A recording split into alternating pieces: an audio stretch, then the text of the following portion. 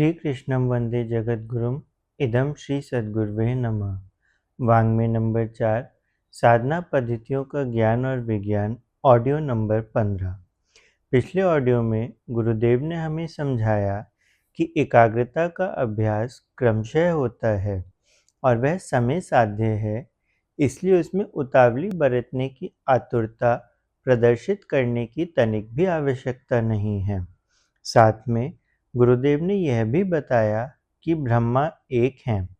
अनेक रूपों में देवी देवताओं की मान्यता से इस भ्रम में नहीं पड़ना चाहिए कि वे एक दूसरे से पृथक एवं स्वतंत्र हैं। अंत में गुरुदेव ने यह भी समझाया कि समस्त विपन्नताओं की जड़ पराधीनता ही है। इस स्थिति को बदल सकना यही मनुष्य का परम पुरुषार्थ है। इसी को मुक्ति कहा गया है। अब क्रमशः आगे। मुक्ति का अर्थ है स्वाधीनता। पराधीनता के बंधनों को काट देना ही स्वाधीनता है। यह पराधीनता मात्र चिर संचित संस्कारों की है, जो स्वभाव बनकर हमारे चिंतन एवं कर्म को अपने ढर्रे पर चलाती है, अपनी लाठी से हाँकती है। शरीर को यह पराधीनता वासना के बंधन में बांधकर बेतरह घसीटती है, उसका स्वास्थ्य चौपट करती है, दीर्घ जीवन से वंचित करती है और सत्कर्म निरत रहकर समृद्धियाँ, सफलताएं प्राप्त करने के स्थान पर ऐसा कुछ करते रहने में लगाती हैं, जिनके कारण रुग्णता, निंदा, असफलता, दरिद्रता, कुरूपता जैसी विपन्नताएं ही आए दिन सामने खड़ी रहती हैं। विवेक कई बार सोचता है कि अपनी गतिविधियों में अमुक प्रकार का परिवर्तन करना चाहिए, किंतु औचित्य समझते हुए भी वैसा कुछ बन नहीं पड़ता। आदतें इतनी जबरदस्त सिद्ध होती हैं कि उपयोगी सुधार के मंसूबे एक कोने में रखे रह जाते हैं और आदतें अपनी बेढंगी राह पर शरीर को घसीटती चली जाती हैं और वे काम कराती हैं जिनके लिए पीछे पश्चाताप ही करना शेष रह जाता है। यदि आदतें शरीर का संचालन ना करें, विवेक के हाथ से नियंत्रण संचालन किया जाने लगे, तो स्वास्थ्य, सौंदर्य, दीर्घ जीवन जैसी उपलब्धियां तो अति साधारण हैं।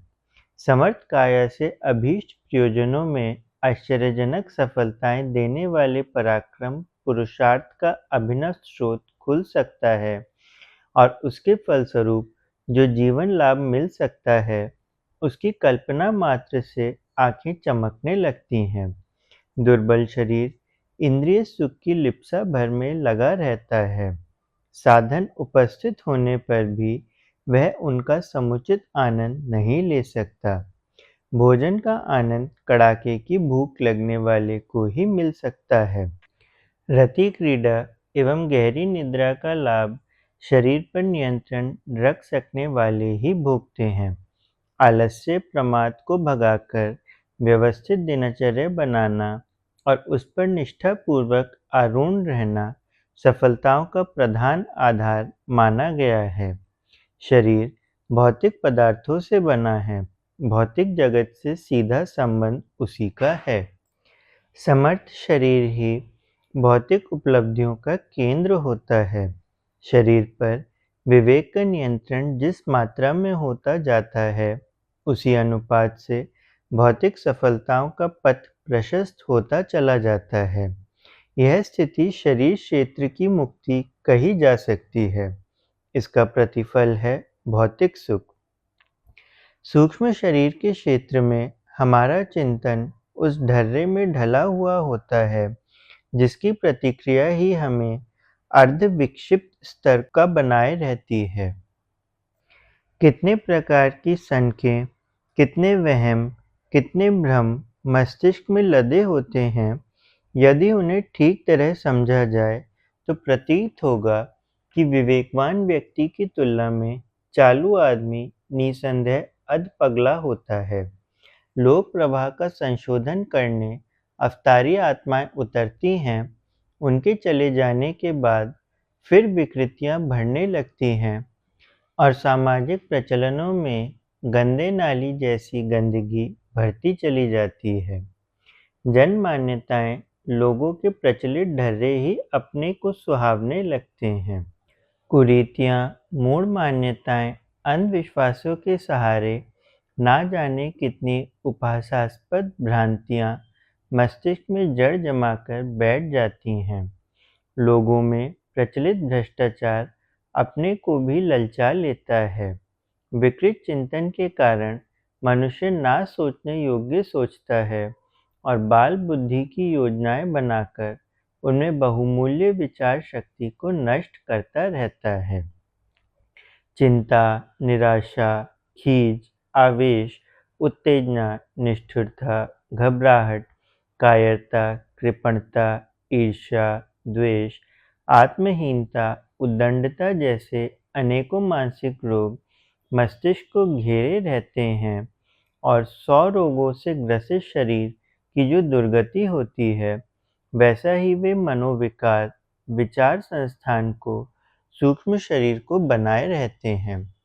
यह मनोगत कुसंस्कारों की चिंतन विकृतियों की पराधीनता है, जिसके कारण हर दृष्टि से अद्भुत विचारणा सर्वनाश के गर्त में गिरती और नष्ट होती रहती है। यदि कुसंस्कारों के बंधनों से मस्तिष्क को छुटकारा मिल सके, तो प्रस्तुत चिंतन तंत्र का सुव्यवस्थित सदुपयोग करके कोई भी व्यक्ति विद्वान, वैज्ञानिक, कलाकार, दूरदर्शी, मनीषी बन सकता है। विचारणा को सन्मार्गगामी बना सकने वाले व्यक्ति सामान्य साधनों के बल पर सामान्य परिस्थितियों में रहते हुए व्यक्तित्व को परिष्कृत ढांचे में ढाल सकते हैं और महामानवों की श्रेणी में गिने जा सकने की स्थिति में सरलतापूर्वक जा पहुँचते हैं। ऐतिहासिक महापुरुषों के जीवन तत्व का विश्लेषण करने पर विशेषता एक ही दिखाई पड़ती है कि उन्होंने अपने चिंतन तंत्र को व्यवस्थित किया, अभ्यस्त विचार पद्धति का नए सिरे से पर्यवेक्षण किया, अनौचित्य को साहसपूर्वक सुधारा और विवेक का आश्रय लेकर विचारणा को उच्च स्तरीय बनाया। लोक प्रवाह के विपरीत आदर्शवादी मौलिकता अपनाई, फलस्वरूप उनका चिंतनात्मक कायाकल्प हो गया। आरंभ में ऐसे लोगों का मखौल बनता और विरोध होता है, पर जब वे अपनी निष्ठा का परिचय देते हैं, तब दुनिया उनके चरणों में झुक जाती है और सिर आंखों पर बिठाकर भाव भरी श्रद्धांजलि समर्पित करती है। परिष्कृत सूक्ष्म शरीर चिंतन की उत्कृष्टता के कारण स्वयं हर घड़ी सदा संतुष्ट, उल्लसित एवं प्रफुल्लित बना रहता है। अवांछनीय मानसिक भार से छुटकारा पाने के कारण उसकी सूझबूझ दूरदर्शी, तत्वदर्शी बन जाती है और उसका लाभ न केवल संपर्क क्षेत्र को वरन समस्त संसार को मिलता है। मस्तिष्क का कुल मिलाकर प्राय 7% भाग काम में आता है, शेष 93% प्रसुप्त स्थिति में पड़ा रहता है। उसे जागृत करना अपने भीतर की असंख्यों अतीन्द्रिय क्षमताओं का विकास कर लेना है। मस्तिष्क की तुलना का चमत्कारी सूक्ष्म यंत्र इस संसार में और कोई नहीं है।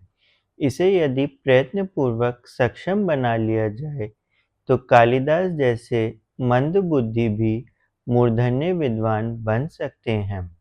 चमत्कारी सिद्धियों के नाम से कितने ही विशिष्ट कौशल कई सिद्ध पुरुषों में यदाकदा देखे जाते हैं। यह और कुछ नहीं, जादू की पिटारी, मस्तिष्कीय चेतना की फुलझड़ियाँ मात्र हैं। इंद्रिय शक्ति से, मन शक्ति से हम परिचित हैं, इसलिए उसके द्वारा दैनिक जीवन में प्रस्तुत होते रहने वाले चमत्कारों को सामान्य माना जाता है। अचेतन अविज्ञात है, इसलिए उसकी जागृत अतीन्द्रिय शक्ति अद्भुत अलौकिक लगती हैं, पर वस्तुतः चमत्कार जैसी कोई चीज़ इस संसार में है नहीं। जो कुछ है प्रकृति व्यवस्था के पूर्णतया अनुकूल ही है। चमत्कारी सिद्धियां भी प्रसुप्त अतीन्द्रिय क्षमता का ऐसा जागरण है जो आमतौर से देखा सुना नहीं जाता। ऐसे तो नए आविष्कार भी कुछ दिन तक चमत्कार ही कहे जाते रहे हैं। तीसरा कारण चेतना की आस्थाएं सुधर जाने से मनुष्य महात्मा, देवात्मा एवं परमात्मा बन सकता है। यह वह ध्रुव केंद्र है जहाँ आत्मा और परमात्मा का पारस्परिक पतला सा संबंध सूत्र जुड़ा हुआ है। उसे तनिक सा और परिष्कृत कर दिया जाए तो ब्रह्म चेतना का जीव चेतना से विशिष्ट संबंध स्थापित हो सकता है और ऐसे आदान प्रदान का पथ प्रशस्त कर सकता है जिसके आधार पर नर में नारायण का अवतरण प्रत्यक्ष देखा जा सके। ऐसी स्थिति में पहुंची हुई आत्माओं की देव संज्ञा दी जाती है। देवताओं की अलौकिकता कथा पुराणों में भरी पड़ी है। उन्हें इन देव पुरुषों में प्रत्यक्ष देखा जा सकता है। हाँ, इतना अवश्य है कि वे उसका प्रदर्शन करके ईश्वरीय विधि व्यवस्था में अकारण विक्षेप उत्पन्न नहीं करते। अध्यात्म विज्ञान की पृष्ठभूमि को संक्षेप में इतना कुछ समझ लेने के उपरांत तत्व ज्ञान के एक जिज्ञासु को इस निष्कर्ष पर पहुंचना पड़ता है कि मनुष्य को मिली हुई 3 शरीरों के रूप में 3 विभूतियां प्राणी जगत की सबसे बड़ी ईश्वर प्रदत्त उपलब्धियां हैं। इन 3 क्षेत्रों में जो विकृतियां घुस पड़ी हैं, उन्हीं ने जीवन को निकृष्ट स्तर का दीन दयनीय बनाकर रख दिया है। प्रकृति का, भौतिकता का अनावश्यक और अवांछनीय भार लद पड़ने से पिता और पुत्र का वियोग उपस्थित हो गया है। इसी आसक्ति, अविद्या और अलक्ष्मी से जीव की दुर्गति हुई है। प्रकृतिगत आकर्षणों की ओर अस्वाभाविक और असाधारण रूप से दौड़ पड़ने से ही कुसंस्कारों की परतें जमी हैं और उसने पतनकारी दुर्दशा उत्पन्न की है। उस अवांछनीयता से जूझना ही वह साधना समर है जिसमें प्रत्येक हनुमान और अर्जुन को साधक को अपना पराक्रम दिखाना पड़ता है।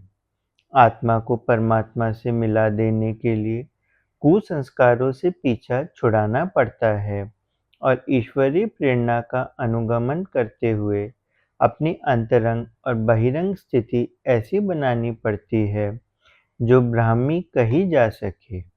दूध और पानी एक रस होने से घुल सकते हैं, लोहा और पानी का घुल सकना कठिन है।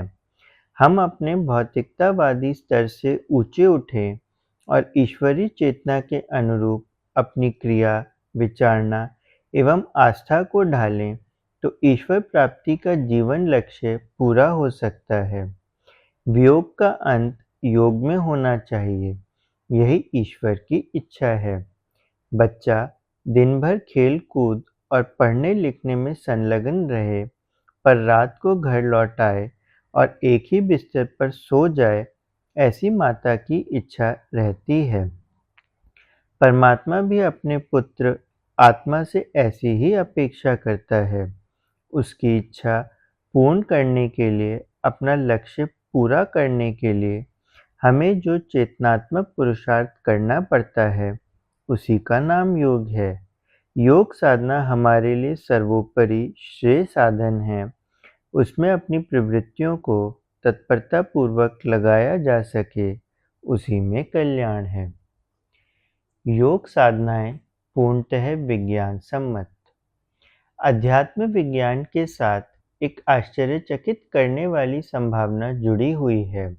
वह है अचेतन मन क्षेत्र की प्रसुप्त पड़ी हुई दिव्य क्षमताओं को जगाना एवं सक्रिय बनाना।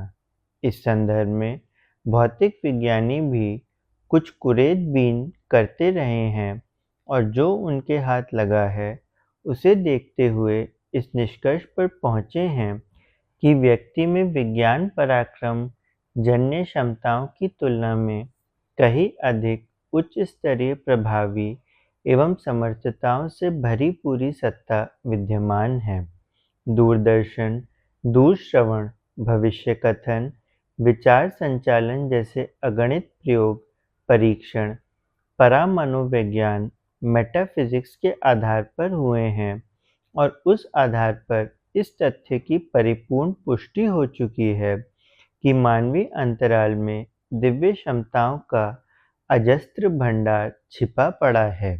नोबेल पुरस्कार विजेता अलेक्सिस कैरल ने अपनी मैन द अननोन पुस्तक में अगणित तथ्य प्रमाण प्रस्तुत करते हुए सिद्ध किया है कि सामान्य जीवन में चेतना की सामर्थ्य का मात्र 7% ही प्रयुक्त होता है। जो उपयोग में आता है वह हल्का, उथला एवं इतना है जिससे अन्य प्राणियों की तरह निर्वाह क्रम चलता रहे। जो विभूतियाँ अंतराल में प्रसुप्त स्थिति में पड़ी हैं, उन्हें जाना और जगाया जा सके तो निसंदेह मानवीय अस्तित्व को उतना सक्षम पाया जा सकता है कि वह अपनी कायिक एवं मानसिक प्रयोगशाला के सहारे भौतिक जगत की उन सभी संपूर्णताओं एवं संपदाओं को उपलब्ध कर सके जिन्हें विज्ञानी बहुमूल्य उपकरणों के सहारे हस्तगत करते हैं। जानने योग्य एक बात और भी है कि जिस तरह परमाणु में सन्निहित असीम शक्ति विश्वव्यापी पदार्थ प्रकृति का एक अंश मात्र है, उसी प्रकार व्यक्ति चेतना भी विश्व चेतना की एक अंश है। परमाणु की सामर्थ्य उसका निजी वैभव नहीं, वरन विराट विश्व की शक्ति समुद्र की एक लहर बूंद भर है। उसी प्रकार चेतना की अपनी स्वतंत्र हस्ती कुछ भी नहीं है। वह विश्व चेतना में अपनी पात्रता एवं आवश्यकता के अनुरूप सामर्थ्य अर्जित करती रहती है। इस चेतना लोक का अपना अस्तित्व है। अदृश्य सूक्ष्म जगत में प्रकृति की ऐसी अविज्ञात शक्तियों का आभास मिल चुका है जो विदित एवं उपलब्ध वैभव की तुलना में असंख्यों गुना अधिक है।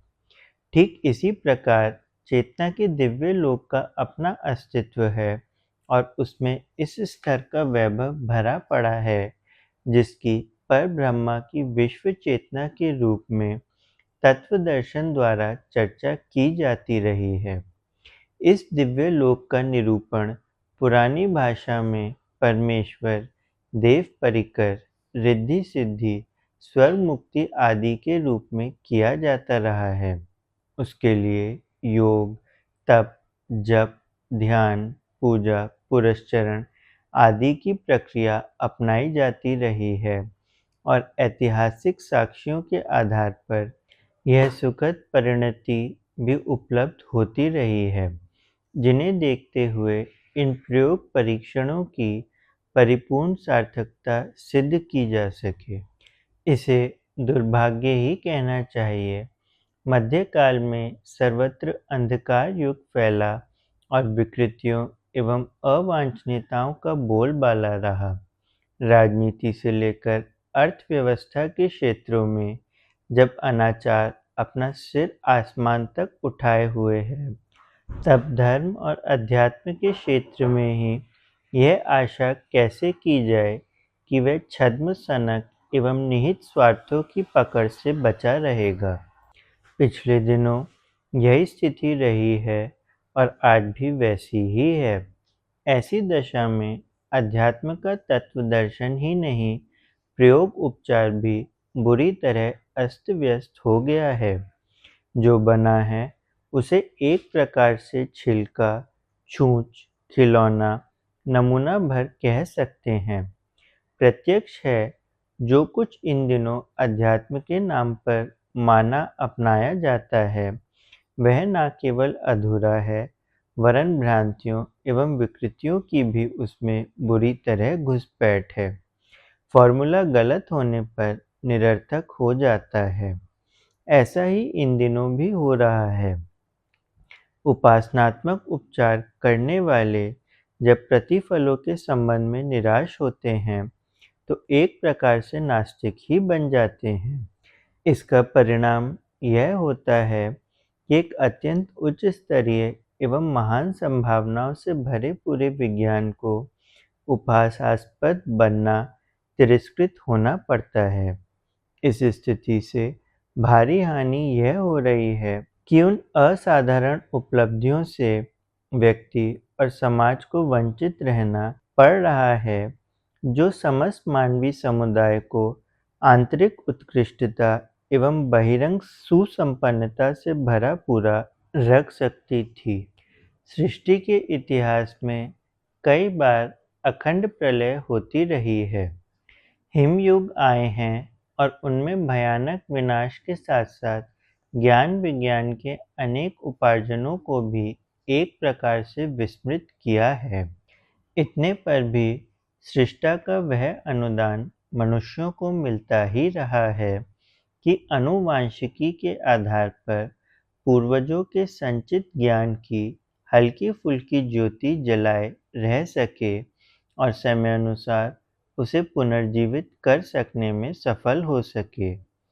खंड प्रलयों के इतिहास से अवगत मनीषी बताते हैं कि विभीषिकाओं के युग कितने ही विनाशकारी एवं लंबे क्यों न रहे हों, वे जब समाप्त हुए हैं, तो मनुष्य ने देर सबेर उसे किसी न किसी प्रकार एक या दूसरे रूप में पुनः उपलब्ध कर लिया है।